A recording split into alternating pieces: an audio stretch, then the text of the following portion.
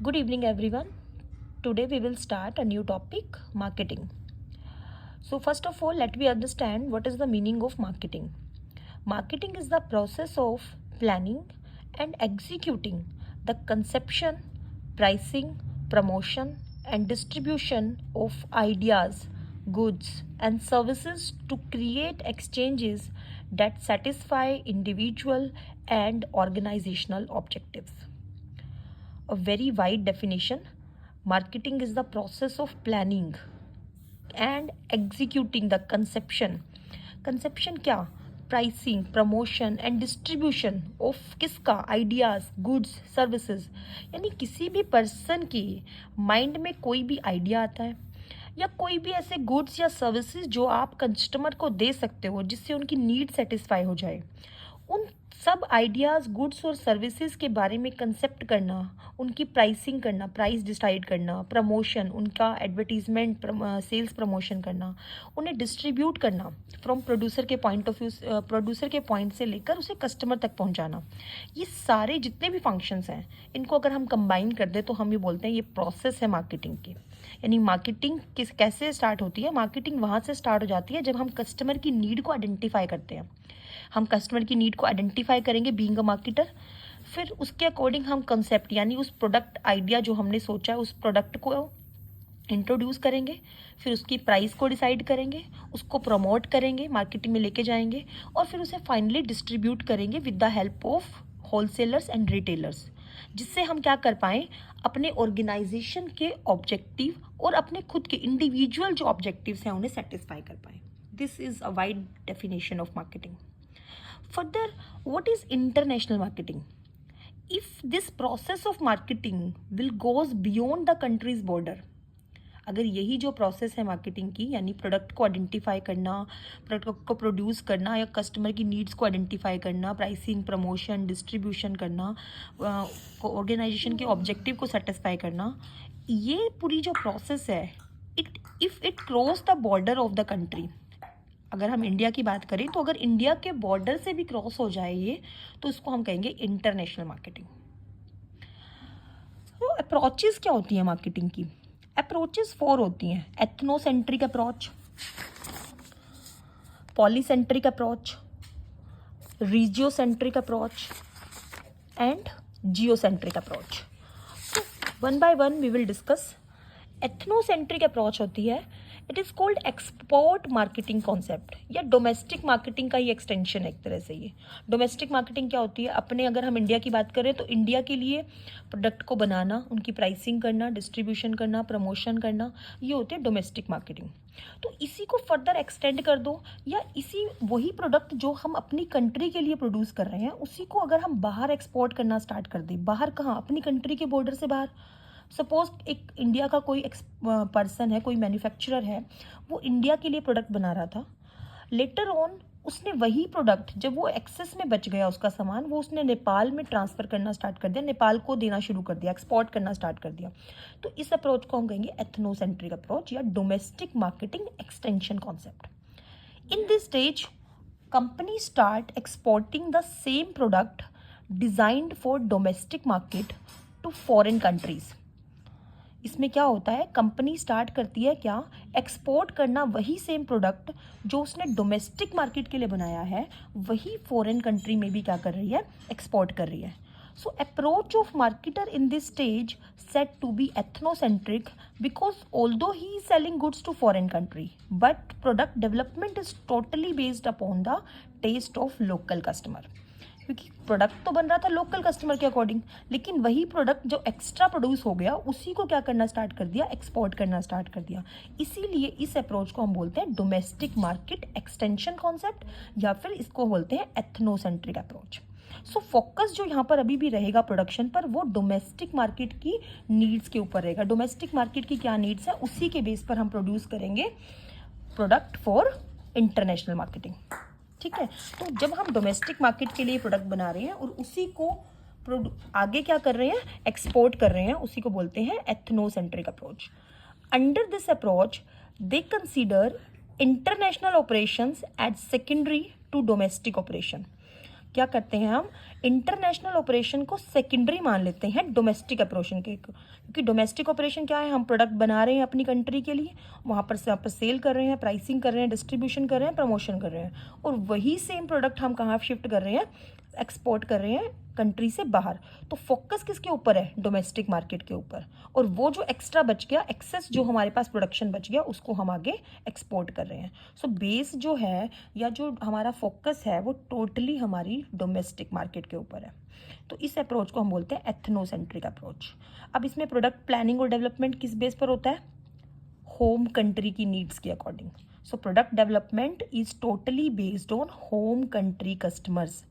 और जो marketing mix के डिसीजंस होते हैं वो कहाँ होंगे, ऑफ कोर्स वो भी हेडक्वार्टर पे होंगे, और हेडक्वार्टर कहाँ है, होम कंट्री में, क्योंकि अभी तक तो वो डोमेस्टिक कंट्री थी ना, डोमेस्टिक कंट्री के लिए बना रहा था।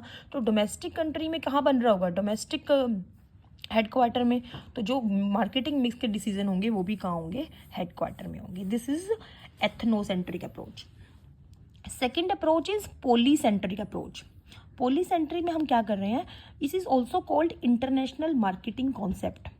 Here an marketer believes that every country is unique in nature, and organization has realized that there are difference between countries and consumers, and so it produces according to the needs of the customers and countries.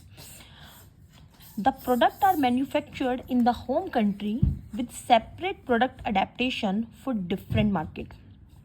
हम क्या कर रहे हैं, हम country के ऊपर focus कर रहे हैं। Every country is unique in it self. तो ये जो मैन्युफैक्चरर हैं, यहाँ जो मार्केटर हैं, वो ये मानते हैं कि हर कंट्री यूनिक है, हर कंट्री के जो कस्टमर है वो भी यूनिक है, उनकी जो नीड्स हैं वो भी डिफरेंट है।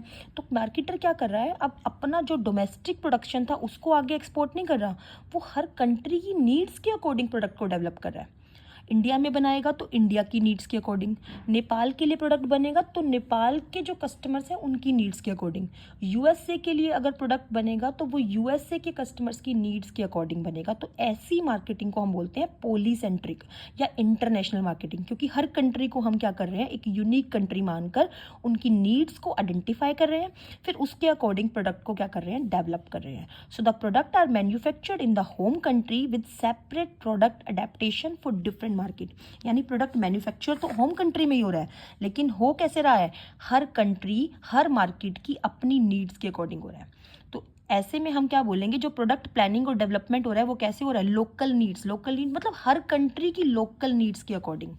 मार्केटिंग मिक्स डिसीजन कैसे होते हैं, डिसीजन होते हैं यहाँ पर बाय ईच सब्सिडरी कंपनी, क्योंकि जिस भी कंट्री के लिए प्रोडक्ट बन रहा होगा वहाँ पर कंपनी की कोई ना कोई सब्सिडरी कंपनी होगी, तो वो सब्सिडरी कंपनी अपनी अपनी कंट्रीज़ के लिए क्या ले रही है, डिसीजन ले रही है।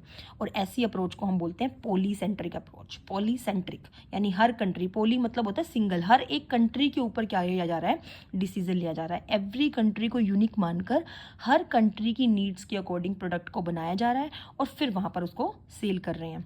सपोज कोई कंपनी है इंडिया की, इंडिया के लिए जो प्रोडक्ट बना रही है वो इंडिया के कस्टमर्स की नीड्स के अकॉर्डिंग बना रही है। फिर उसने क्या किया, यूएसए में भी अपनी एक सब्सिडरी कंपनी खोल ली। अब यूएसए की जो सब्सिडरी कंपनी होगी वो क्या करेगी, यूएसए के कस्टमर्स की नीड को आइडेंटिफाई करेगी और फिर उनकी नीड्स के अकॉर्डिंग प्रोडक्ट को डेवलप करेगी।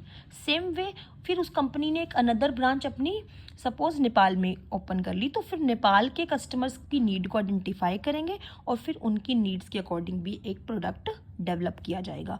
इस तरह की अप्रोच को हम बोलते हैं पॉलीसेंट्रिक अप्रोच। और जनरली ये तो है ही कि ऐसी जो कंपनी होगी उसकी जो कॉस्ट आएगी वो डेफिनेटली हाई रहेगी। क्यों रहेगी, क्योंकि हर कंट्री यूनिक है, हर कंट्री की नीड्स अलग है, हर कंट्री के अकॉर्डिंग नई नई मशीनरीज आएंगी, उनके अकॉर्डिंग प्रोडक्ट डेवलपमेंट होगा, तो जो कॉस्ट रहेगी इसके अंदर वो डेफिनेटली हाई रहेगी। बट ऐसी कंपनी जो होती हैं इनकी गुडविल भी हमेशा हाई रहती है। कहते हैं ना, more risk more profit. Third जो अप्रोच है that is regiocentric approach. Regiocentric approach इसको बोलते हैं multinational marketing concept. Multinational marketing, जैसे एमएनसीज होती है ना, मल्टीनेशनल मार्केटिंग कॉन्सेप्ट, ये क्या करती है, ये सेगमेंट बना लेती है मार्केट का। सेगमेंट कैसे, यानी पूरी जो कंट्रीज हैं, अभी पॉलीसेंट्रिक में तो हमने पढ़ा कि हर कंट्री यूनिक है, हर कंट्री की नीड्स के अकॉर्डिंग प्रोडक्ट डेवलप होगा। यहाँ ऐसा नहीं होगा, यहाँ पर क्या करेंगे, जो सिमिलर टाइप की कंट्रीज हैं उनको एक रीजन में डिवाइड कर लेंगे। जैसे मान लिया नेपाल, पाकिस्तान, इंडिया, बांग्लादेश, भूटान। एक कंपनी डिसाइड कर सकती है कि ये जो इधर वाला एरिया है इंडिया और इंडिया के आसपास की कंट्री, इनके लिए एक प्रोडक्ट बना दिया जाए। ऐसे ही ईस्ट एशिया के लिए अलग बना दिया जाए, वेस्ट एशिया के लिए अलग बना दिया जाए। तो इस तरह की कंपनी क्या कर सकती है, रीजन्स डिसाइड कर सकती है कि यूएसए में जितनी भी कंट्रीज आती हैं वो उनके लिए सेम प्रोडक्ट, इंडिया और इंडिया के आसपास की जो कंट्रीज हैं उनके लिए सिमिलर प्रोडक्ट। तो कंपनी ने क्या किया, कंपनी ने सेगमेंट बना लिए, रीजन्स बना लिए सिमिलैरिटी के बेस पर। सिमिलैरिटी किस में, जनरली खाने पान में जो सिमिलैरिटी है, रहने सहने में जो सिमिलैरिटी है, उसके बेस पर रीजन्स बनाकर और फिर डिफरेंट रीजन के लिए अलग प्रोडक्ट बना रही है। हर कंट्री के लिए नहीं बना रही, हर रीजन के लिए अलग प्रोडक्ट बना रही है। So it involve segmentation of the market according to the regions. In this stage, the company market its product in the many countries around the world, and so instead of producing different goods for different company or countries, company try to identify different reason for which it can deliver the same product. यानी कौन कौन सी ऐसी country हैं जहां पर हम same product deliver कर सकते हैं और कौन कौन सी ऐसी कंट्रीज हैं जिनको हम एक रीजन के अंदर रख सकते हैं। तो फिर कंपनी पहले रीजन डिसाइड करेगी और फिर उस एक पर्टिकुलर रीजन के लिए क्या बनाएगी, प्रोडक्ट बनाएगी, और वो उस रीजन में आने वाली हर कंट्री में वही सेम प्रोडक्ट डिलीवर होगा। For example, producer may think to produce same product for India, Pakistan, Nepal, Bhutan. So if he thinks the taste of the people of these country is same, अगर किसी manufacturer को, producer को ये लगता है कि India और इसकी नेबर कंट्रीज़ की जो सिमिलैरिटीज़ हैं लोगों के टेस्ट में वो सेम है, तो वो सेम प्रोडक्ट डिलीवर कर सकता है इन सब कंट्रीज़ में। इसी को हम बोलते हैं क्या, रीजियोसेंट्रिक अप्रोच। सो यहाँ पर जो प्रोडक्ट होगा वो कैसे बनेगा, डिफरेंट रीजन्स के लिए अलग अलग बनेगा, लेकिन एक ही रीजन में जितनी भी कंट्रीज आएंगी उनके लिए सेम प्रोडक्ट डिलीवर होगा। तो इसको रीजनल बेसिस पर ये प्रोडक्ट बनता है और इस अप्रोच को हम बोलते हैं regiocentric approach. Next approach, last approach है जियोसेंट्रिक अप्रोच। जियोसेंट्रिक अप्रोच को हम बोलते हैं ग्लोबल मार्केटिंग कॉन्सेप्ट। अब यहाँ क्या हो रहा है, यहाँ पर हम मानते हैं पूरा वर्ल्ड एक ही मार्केट है, the whole world is a single market and develop standardize marketing mix. मतलब पूरा वर्ल्ड एक ही मार्केट है, लोगों की जितनी भी, पूरे वर्ल्ड में जितने भी लोग आते हैं सबकी जो टेस्ट है, जो भी उनका बिहेवियर पैटर्न है, उनकी डिमांड पैटर्न है, वो सब सेम है और एक ही प्रोडक्ट डिलीवर होता है होल वर्ल्ड में। इसको बोलते हैं geocentric approach. So it develop standardize marketing mix to the extent possible with a few local variations. मतलब कुछ लोकल वेरिएशन तो गवर्नमेंट नॉर्म्स के अकॉर्डिंग करने पड़ते हैं, projecting a uniform image of the company and its products for a global market. यानी ये जो कंपनी होती हैं ये पूरे वर्ल्ड के लिए सेम प्रोडक्ट डिलीवर करती हैं, बस कुछ लोकल वेरिएशंस होते हैं जैसे जैसे गवर्नमेंट के जो भी नॉर्म्स रेगुलेशंस रहते हैं उसके अकॉर्डिंग। बाकी जो प्रोडक्ट डिलीवर होता है वो सेम इमेज के साथ, सेम कंपनी के लोगों के साथ और सेम प्रोडक्ट पूरे वर्ल्ड में डिस्ट्रीब्यूट होता है। इसका एग्जाम्पल हम कोका कोला को ले सकते हैं। Firm maintain a balance between home market and host market. यानी फर्म ये मेंटेन करती है एक बैलेंस कि होम मार्केट और होस्ट मार्केट दोनों हमारे लिए क्या है, सेम है, क्योंकि कंपनी क्या कर रही है, स्टैंडर्डाइज प्रोडक्ट डिस्ट्रीब्यूट कर रही है पूरे वर्ल्ड में। फॉर एग्जाम्पल मैकडोनाल्ड ने स्टैंडर्डाइज किया हुआ है अपनी प्रोसेस को, लोगों को, most of its advertising and store decoration layout whenever and wherever possible वो सेम होती है। However you will find wine on the menu and beer in Germany, also aloo tikki burger and pork burger in Thailand. तो कुछ local variations को छोड़कर बाकी जो company होती है बाकी सेम प्रोडक्ट डिलीवर करती है होल वर्ल्ड में। ऐसी अप्रोच को हम बोलते हैं जियोसेंट्रिक अप्रोच। Thank you. कल हम नेक्स्ट फिर नए टॉपिक के साथ आएंगे, तब तक के लिए इसको रिवाइज करें, अपने नोट्स प्रिपेयर करें।